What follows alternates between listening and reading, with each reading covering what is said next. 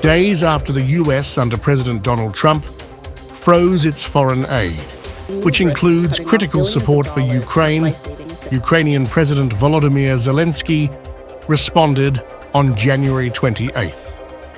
He pledged that Kyiv would continue funding essential programs despite the disruption. Zelensky's comments followed US Secretary of State Marco Rubio's order on January 24th to suspend almost all US foreign aid, except for that directed to Egypt and Israel.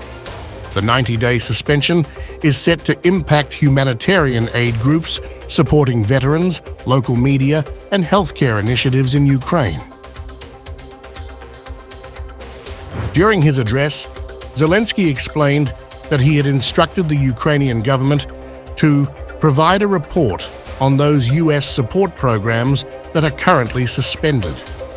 He added that Ukraine could fund some of these programs itself, but would rely on European and American partners for the remainder. Oleksiy Kuleba and other government officials are finding out which programs are currently in short supply. Almost all of them went not through the Ukrainian government, but directly through our communities, through various organizations, many projects. Let's identify which of them are critical and need to be addressed now. Part of this funding can be provided by our state finances. We will discuss the rest with Europeans and Americans.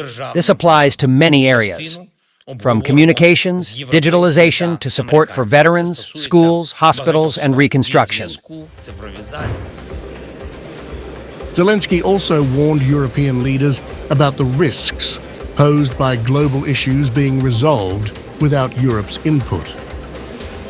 It will mean a vice grip on Europe and solutions that most Europeans may not like, he said, emphasizing the ongoing war with Russia and stressing the need for European unity in addressing it. I held a meeting with our diplomats, the team of the office, and the Ministry of Foreign Affairs.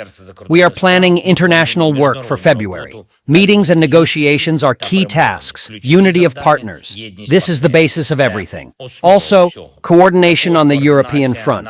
Everyone on the continent should remember that if global issues are resolved without Europe, it will leave Europe with decisions that most Europeans may not like. This applies in particular to issues of war and peace, the war that Russia started and the peace that we must force Russia into, all together. We must do more together both for defense and economic growth. On January 24th, the US State Department, under Secretary Marco Rubio, issued a stop work order for all existing foreign assistance and halted new aid. This freeze primarily impacts civilian aid programs in Ukraine, including crucial health, education, and humanitarian initiatives. However, military aid to Ukraine remains unaffected. The aid freeze has raised concerns within humanitarian organizations, as it threatens to disrupt critical life-saving services, including HIV/AIDS treatment programs. The US is the largest global donor of foreign aid, and this suspension could have far-reaching effects on Ukraine's welfare and its international relations. The policy shift under the Trump administration has sparked global debate, signaling reduced US involvement in global programs and pulling back from international treaties. Critics argue that the freeze could damage US relationships with allies and undermine security interests.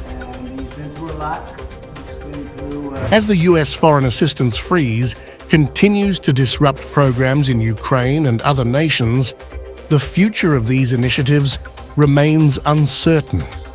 The impact on Ukraine, especially amid its ongoing conflict with Russia, could be profound.